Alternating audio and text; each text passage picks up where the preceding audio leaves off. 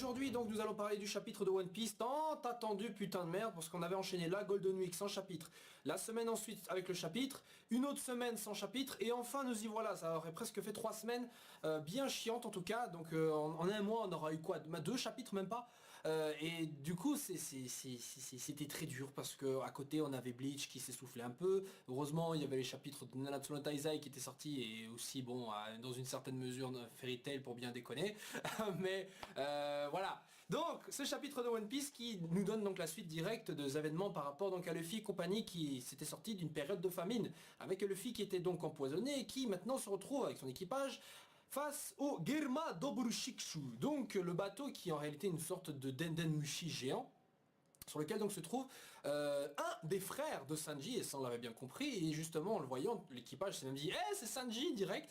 Et personnellement, bon c'est vrai que nous on est bien au courant que c'est pas Sanji, mais putain quand tu le vois là comme ça tranquille, je sais pas pourquoi ça me semblait évident que ce n'était pas lui. Bon, soit.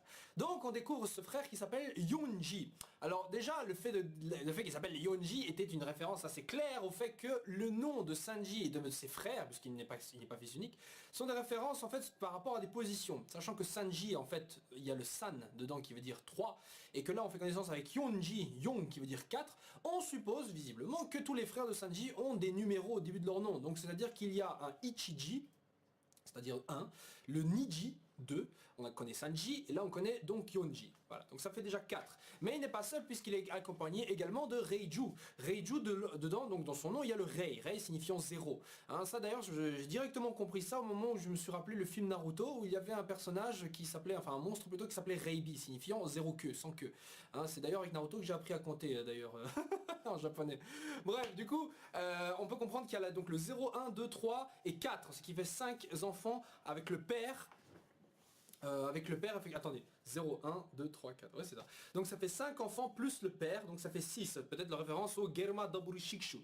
Voilà, ou alors il y a un autre gosse, il y a un 6ème gosse. Bon, maintenant le père évidemment n'a pas de numéro dans son nom puisque ce sera assez réducteur et je pense que c'est lui qui a décidé donc du nom de ses enfants, en leur donnant le numéro 1, 2, 3, 4, 5 comme des soldats presque. Donc ça donne déjà une sorte de petite indication concernant le père qui visiblement est un homme assez bien carré, je pense, enfin peut-être je me trompe, on verra. Et donc par rapport à ce Yonji, voilà on découvre là un personnage qui est comme Sanji en fait par rapport aux femmes. Bon d'un côté évidemment il a ce petit aspect un peu plus bad guy méchant genre hey, venez me voler l'antidote pour soigner votre capitaine parce que justement l'équipage s'est dit ah bah il est de la famille de Sanji forcément que il est sympa même s'il fait partie d'une association d'assassins qui en soi est allié avec Big Mom, mais bon voilà ça c'est dans la logique. Et visiblement ce qui se passe c'est contre toute attente en fait oui il les aide. Alors on s'était tous dit ouais ils vont se faire capturer etc.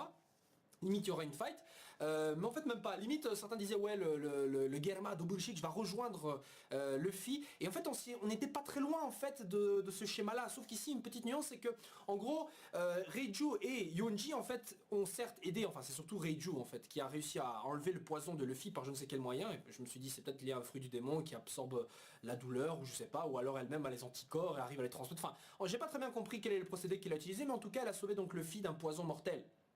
Hein, et ça déjà ça fait que Luffy a une dette envers elle en quelque sorte, mais bon. Et donc Yonji est en train d'expliquer, enfin dit bien que voilà tu as aidé l'ennemi et tout c'est pas bien. Et du coup on pourrait se dire ouais peut-être que les frères de Sanji ne sont pas si méchants que ça, puisque même Reiju remercie à Luffy d'avoir pris soin de son petit frère, et quand Luffy dit bien non je veux récupérer mon ami et tout, on voit que Reiju a un regard assez genre tu dis de la merde mais voilà Yonji lui avec un visage un peu plus facile à lire dans le sens où il est clairement pas favorable à ce genre, il est pas favorable à cette proposition là. Donc on a les frères qui sont en même temps contents que Luffy ait pris soin de le Sanji, et en même temps ils sont là genre ouais on va pas vous aider pour autant quoi, en même temps c'est l'intérêt de leur famille de faire ça. Donc on comprend aussi que le père est présent visiblement sur à la Tea Party, que ce soit lui ou les autres frères, mais il est possible également qu'il soit à la rêverie, puisqu'en fait on apprend également dans ce chapitre que la famille donc des Vinsmoke, outre le fait d'être une association d'assassins, et donc voilà qui fasse partie d'une grosse mafia, eh bien sont vraiment des nobles, ils sont vraiment des nobles, là où la théorie de la noblesse a été abandonnée au moment où justement il a été établi que c'était des assassins. Bah non en fait ils peuvent être des nobles et des assassins, contrairement à ce que beaucoup de gens disaient avant. Donc c'est pas contradictoire, hein. Je me souviens quand j'avais dit qu'ils étaient des nobles et qu'on a appris que c'était des assassins et que c'était contradictoire, je me suis dit non, pas forcément. On est dans One Piece, franchement, je pense que ce genre de truc aurait pu être logique. Et la famille Vinsmoke, en plus de ça, on apprend qu'ils sont assez avancés technologiquement. Donc on voit Yonji et Reiju utiliser donc des appareils qui leur permettent outre de flotter, etc. Et on apprend que la famille Vinsmoke est une famille qui a établi un peu son égérie sur North Blue en général, grâce à ses points d'acier ou un truc comme ça. Enfin j'imagine que c'est les gants qu'ils revêtent eux-mêmes et qui font référence à cela. Bon, alors plusieurs choses à dire par rapport à cette information. Bon déjà c'est le fait que North Blue a eu comme gros gouvernant, enfin je sais pas trop si c'est un truc officiel, tu vois, genre un vrai gouvernement, une vraie hiérarchie, ou c'est genre ouais ils sont super, ils sont des nobles, ils ont beaucoup de pouvoir, donc de manière non officielle ils règnent sur North Blue. Ce qui signifierait que chaque maire en soi a vraiment une famille qui règne dessus.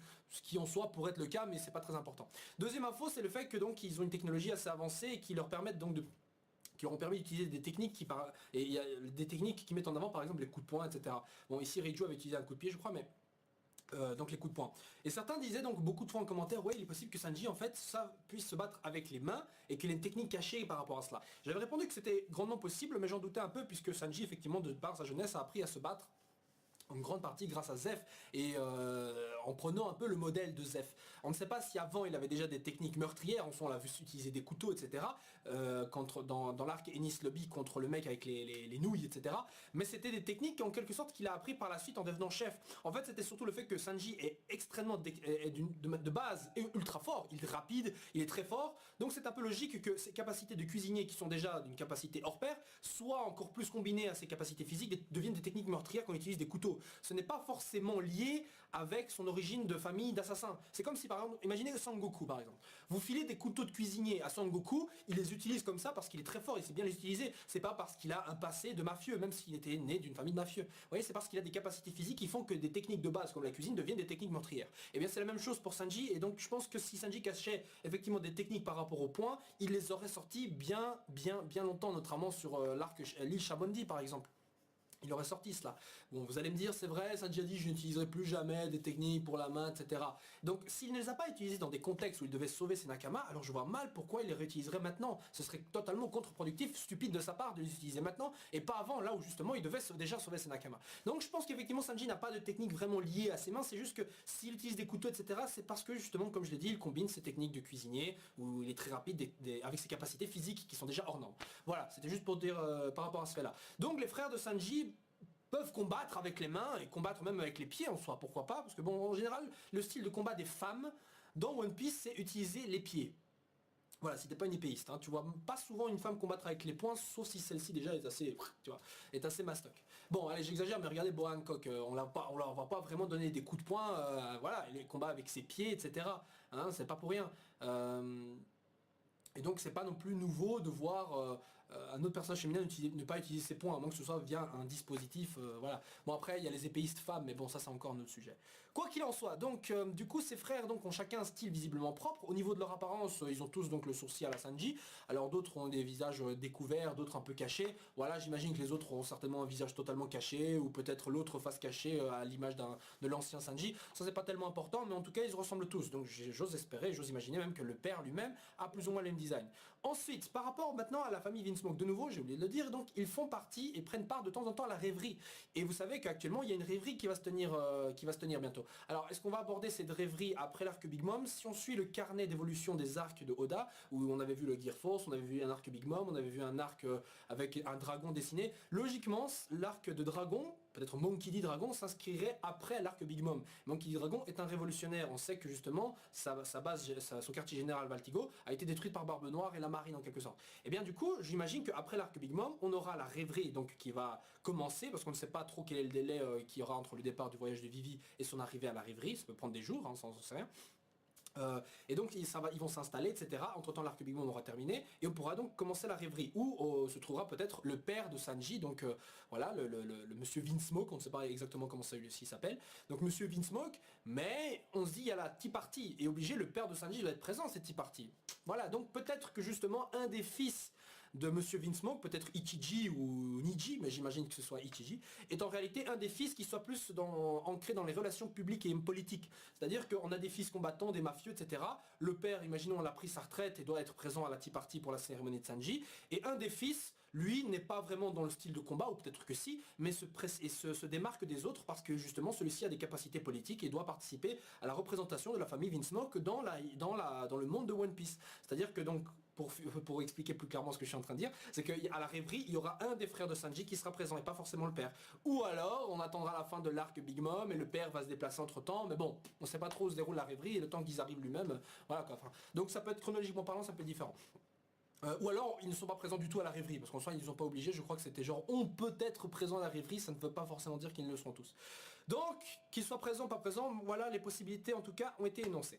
Bon après l'arc se termine évidemment avec les frères Vince Smoke et les frères et sœurs Vince Smoke donc qui se cassent justement en disant voilà on va faire genre on n'a rien vu, et là c'était une facilité un peu scénaristique parce que je pense que voilà ils ne veulent pas effectivement retarder le mariage, pourtant ils auraient très bien pu signaler la position de Luffy et des autres parce que de toute façon ils se doutent bien, et c'est un peu con de leur part je trouve, que Luffy va quand même aller au mariage pour y foutre la merde. Donc retard ou pas retard, il y aura quand même un retard. Donc ça sous-entendrait que les Vince Smoke là vont prévenir Big Mom etc que Luffy est sur le point d'arriver. Parce que de toute façon il va se faire repérer quoi qu'il arrive. Je vois mal comment celui-ci va s'infiltrer dans le quartier de. Enfin la base sur l'île où va se dérouler la Tea Party. Puisque quand on voit les dispositifs de défense qui ont été mis en place, franchement il faudrait alors bien réfléchir et trouver un moyen assez ingénieux pour passer à travers ces défenses là sans se faire remarquer. Ouf putain beaucoup d'infos hein, quand même. C'est parce que ça fait longtemps que j'ai pas parlé de One Piece, ça me fait plaisir. Et pour continuer à la fin, donc on a un dernier petit cliffhanger où on a un personnage, j'ai oublié son nom. Je sais pas si on l'a vu même en fait. Un personnage donc qui dit bien, voilà je confirme, les Mugiwara sont à bord, Jinbei. Voilà, alors Jinbei confirmé, il fera partie de cet arc-ci. En même temps c'était un peu logique, un peu normal. C'est le moment pour Jinbei d'entrer en scène. Les autres, une grosse partie de l'équipage n'est pas présent. Il peut maintenant participer avec les autres qui n'étaient pas présents durant l'arc de Dressrosa. Sachant que Jinbei est le candidat pour entrer véritablement dans l'équipage de Luffy, mais il a été proposé par la flotte, hein, le Jinbei. On l'a dit, ouais, je rejoindrai ta flotte, mais j'ai des trucs encore à régler. Et là, c'est l'arc. Donc après cet arc, on aura Jinbei. Voilà, ça ne peut être que Jinbei, putain. Je sais, on pourrait dire, ouais, mais il va peut-être rejoindre la flotte et créer une flotte composée d'hommes-poissons. Allez, pourquoi pas. Mais bon, je trouverais ça un peu débile qu'on ait un équipage entier composé d'hommes-poissons. Parce que, genre, allez, c'est les hommes-poissons, ils restent entre eux. Ce serait plus drôle, drôle. En soi, ce serait plus égalitaire, justement, de dire, mais on s'en fout, Jinbei, il a une flotte qui est composée d'humains, de gnomes, on s'en fout. Ça, on en a rien à foutre. Maintenant évidemment pour la classification et pour l'ordre, l'Oda logiquement pourrait aussi dire ouais en fait effectivement on a bien un équipage, une flotte composée que d'hommes poissons. Mais voilà c'est pas trop ce que moi j'aimerais. Je dis pas que ce que j'aime forcément doit se trouver dans le manga bien sûr, c'est juste mon appréciation personnelle. Et vous-même dites en commentaire ce que vous pensez sur ce chapitre-ci qui était assez intéressant.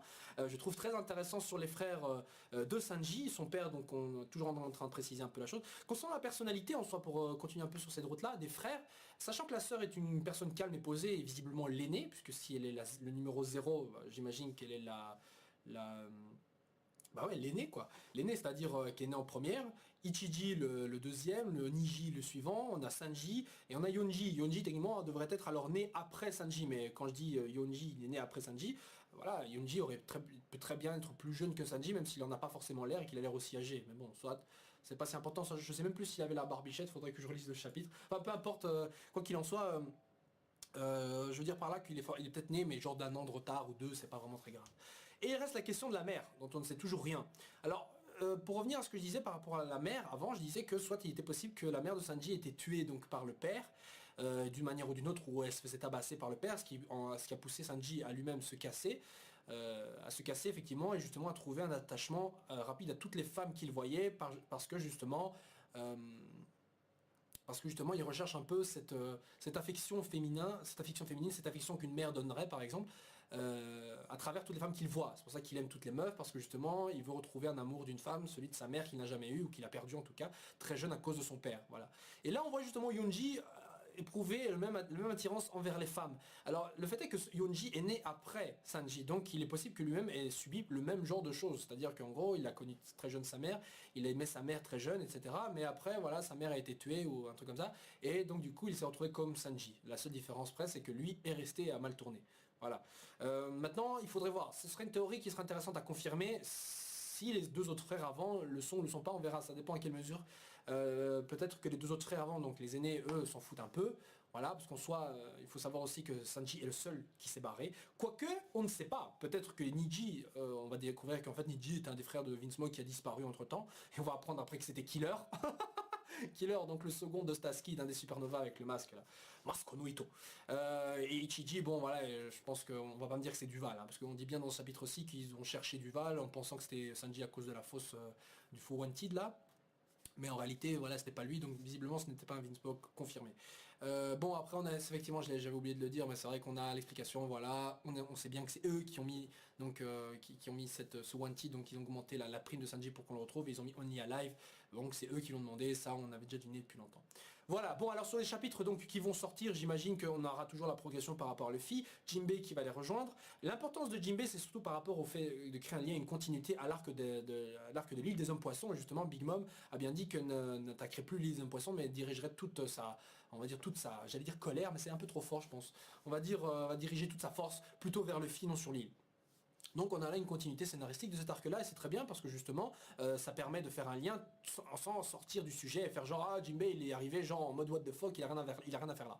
Bah si, il y a quelque chose à faire. Donc du coup, plusieurs choses et plusieurs éléments sont... Il y a des enjeux ici dans cet arc-ci, outre le fait de récupérer Sanji, c'est surtout par rapport à l'arc de l'île des hommes poissons.